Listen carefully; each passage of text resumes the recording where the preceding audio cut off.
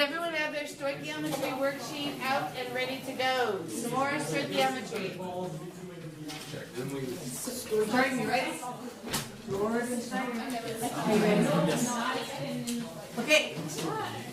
Stoichiometry. Bringing cooking to chemistry. Yeah. Stoichio means element, and metry means measurement, so you're measuring elements. It's just allowing us to take that balanced equation now and make it really, really useful quantitatively in the lab. So if you need to make 20 grams of silly string or whatever, something, you'll know how much of each ingredient to put in. Just like having a recipe, their balanced equation is your recipe. So, taking that analogy, I made a lesson out of that. Probably my only original lesson of my career. S'mores. Which is very tasty. We are going to solve some problems by analogy and then transfer it to chemical terms.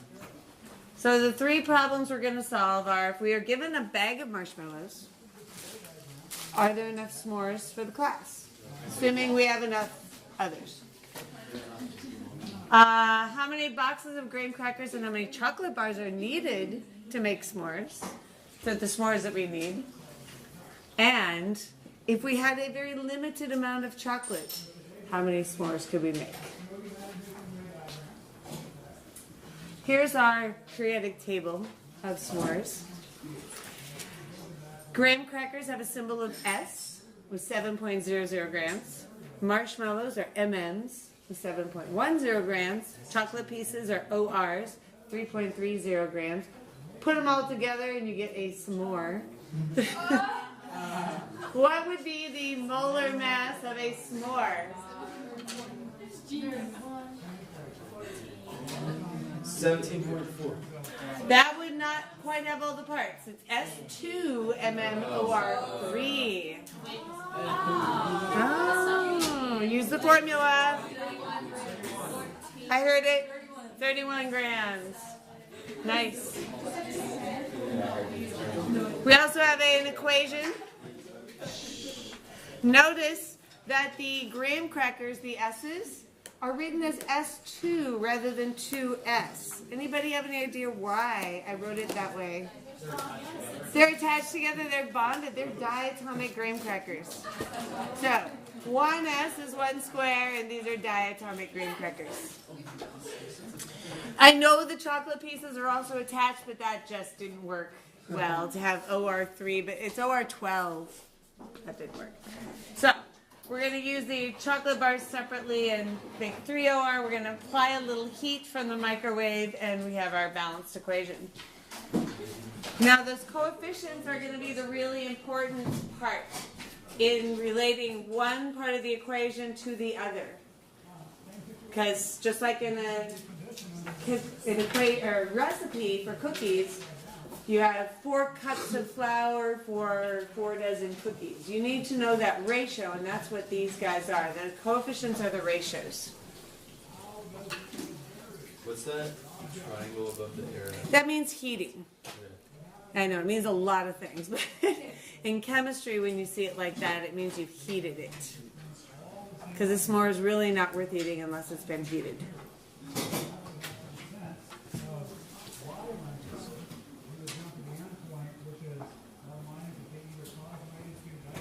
A little bit of physics in with our chemistry. Okay, first step, you always have to have a balanced equation. Next, we are typically given amounts of grams because that's something we weigh out in the lab. But the grams don't apply to the ratios that we have. Those are moles. And so we have to convert grams into units. So for marshmallows, that would be individual marshmallows. If we have 283 grams of marshmallows in a bag, without opening it up and counting, how many individual units are there? How would we do that mathematically? Grams are in 1 marshmallow. Look at your little periodic table of marshmallows. 283 grams of MMs. What's the mass of one individual MM? 7.10 grams.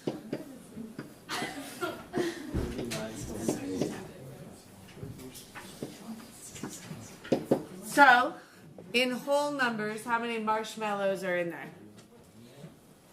Because we're not going to have a part of a marshmallow. 39. Okay. We can call it 39, we can call it 40, it doesn't really matter. Now, given that there's one marshmallow needed for one s'more, we need 39 marshmallows to make 39 s'mores. Is that enough for this class? Yes.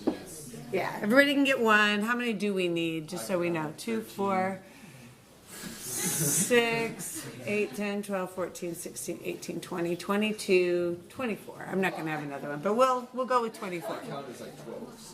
Okay. All right. So we're going to base all the rest of the calculations around needing 24 s'mores. So far, the first two steps are things that we've done before. We've balanced equations. We've changed grams into moles. Yes, Nicole? Paris is vegetarian and You know what? I set one of my students with a task years ago, and she hasn't accomplished it yet. Her job was to make a vegetarian marshmallow. Hasn't happened yet. Are there such a thing? Why are marshmallows? What are they made of? Is there one? She hasn't. My student hasn't done it yet, but I gave her the task. But I call her. You can have the other parts if you want. It's I didn't want to say it, but Weird stuff. Vegetarian hooves. What's wrong with hooves? part. All right. So now we want to relate the marshmallows and the s'mores to other parts to make sure we have enough graham crackers and chocolate bars. To make enough s'mores for everyone, how many graham crackers and chocolate segments do we need? We'll use the ratios from the equation. The information we need comes from the coefficients in the chemical equation. So we're going to use those 1:1 to 3:1 ratios to do that. Let's do graham crackers first. So if we need 24 s'mores, how many diatomic graham crackers do we need? Let's go with the diatomics. So for every one s'more, how many diatomic graham crackers do we need? Look at the equation. 1. 1 diatomic graham cracker for every one s'more. So we need 24 diatomic graham crackers.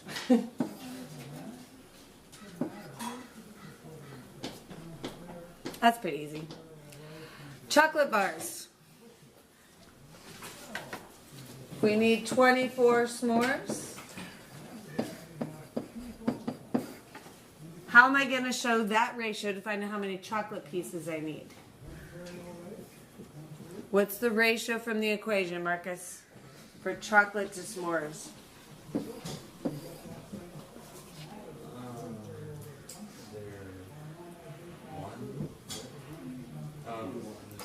How many pieces of chocolate do I need for every one s'more? 3. 3. 3 pieces of chocolate for every one s'more. So what is 24 times 3? Nice, that was fast. 72 chocolate pieces.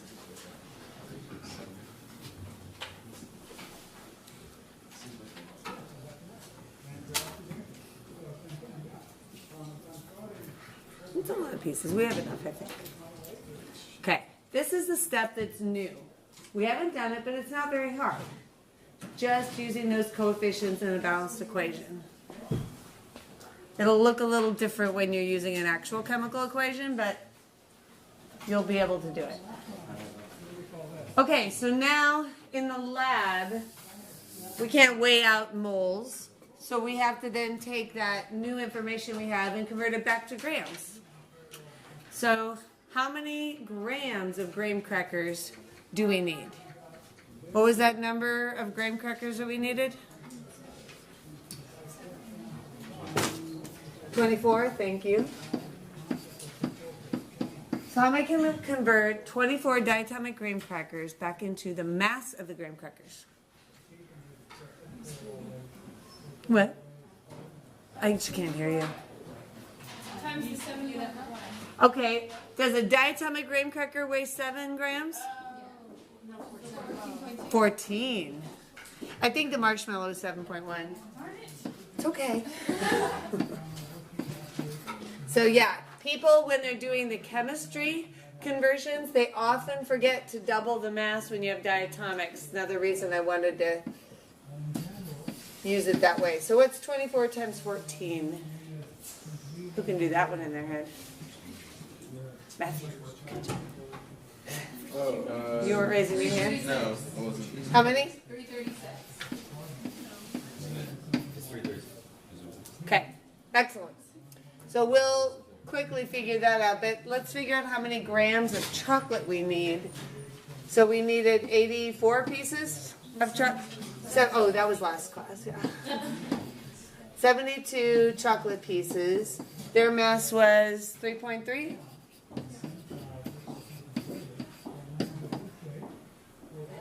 Unit. 72 times 3.3 is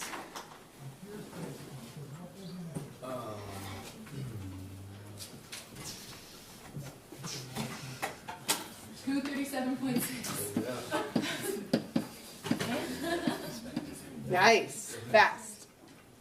Okay, so those are the masses.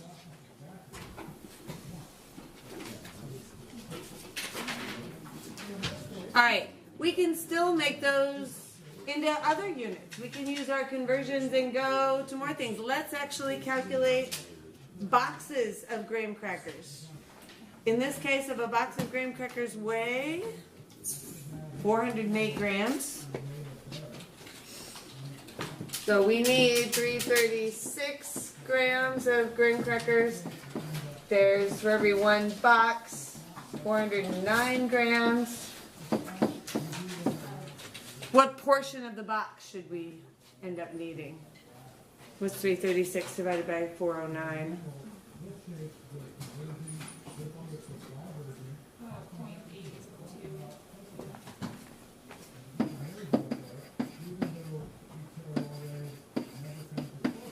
Okay, so we have a whole box here, so we're good. We're gonna have enough. It doesn't ask us to find out how many chocolate bars, but let's do it anyway because I think that's important to have enough chocolate. 237.6 grams of chocolate.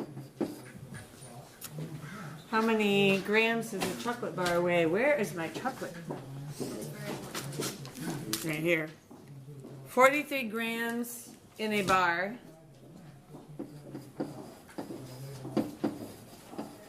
What is 237.6 divided by 43? See if we have enough chocolate bars here with this pack of 6.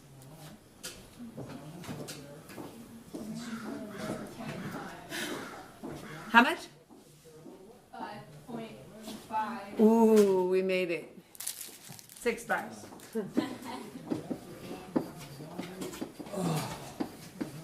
Alright, and that's very useful because it looks a little weird to stand in Safeway and count the chocolate segments like this. Kind of braille counting. It's just a little creepy, so I try to avoid that. I can use this calculation to do it in another way. Okay, what else does it ask us to do on 5th step? There's some other things we could do. If, let's say, I have 1 bar left over at the end of the day, I want to see how many colleagues I can give s'mores to. How many s'mores could I make with 1 bar? How could we do that? So that would be 43 grams of chocolate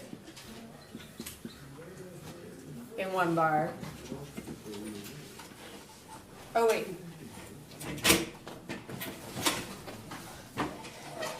I'm going to actually start with 1 bar.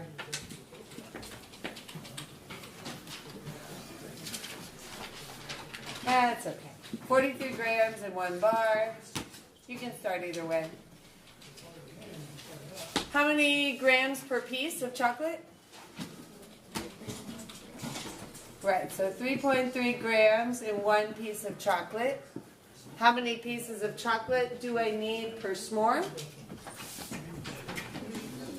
3 pieces of chocolate for 1 s'more. So how many s'mores can I make in 1 bar of chocolate? Assuming I have leftovers of the other parts.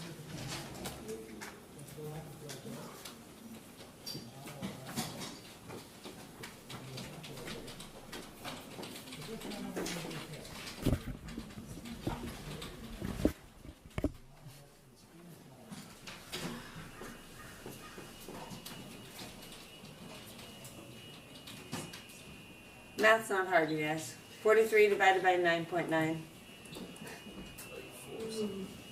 Yeah. Is it more than 4 or less than 4? Okay. So 4 plus. Basically 4 s'mores.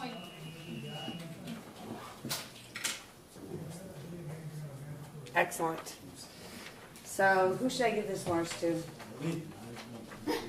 Colleagues, I said. You're going to get one. Mr. Clark usually wants one. No. Oh, okay.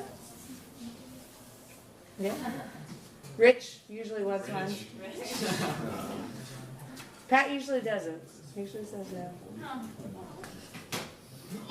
I don't think Miss Fox can eat them, so we'll find people. I'll give one to Harold, our custodian. Okay, lastly, one other thing we can do, if the density of a marshmallow is 0.37 grams per milliliter, what's the volume of the marshmallows needed to make the s'mores for this class? So 24 marshmallows for the 24 s'mores. How can I get to volume? What do you think?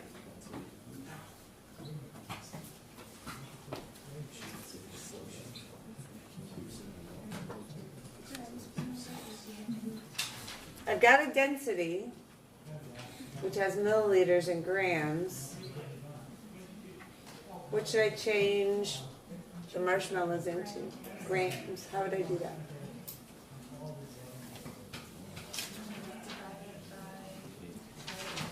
Or no, multiply it by marshmallow. What's the mass of one marshmallow?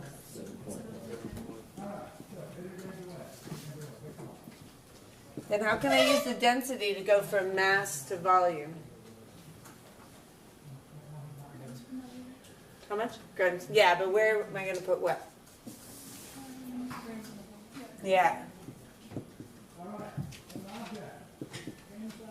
Okay, so calculate the volume of marshmallows that I'm going to need to make those 24 s'mores for this class.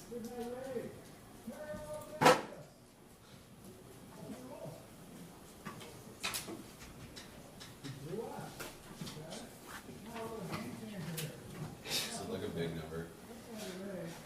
Should be in the hundreds. 460. Yeah. That's probably those super big gulp size. I don't want to It's probably about like that. That many marshmallows. Okay, so we could even calculate how much the energy would cost to run the microwave the 24 times that we're going to run it by knowing the energy. And we can all do that with conversions if you just have the data to put them together. So let's do the last step to review, and then you can get on to the important calculations to get your s'more. Okay, first step, start with a balanced equation.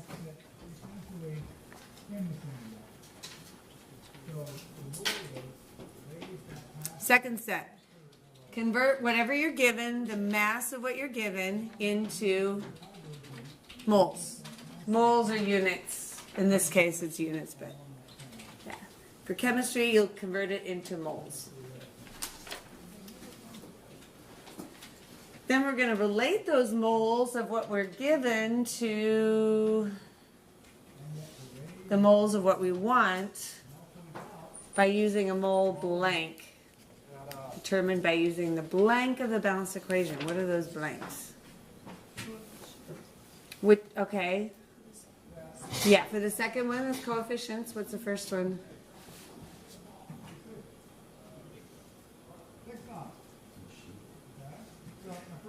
The coefficients tell us the mole. Supposed to be an R.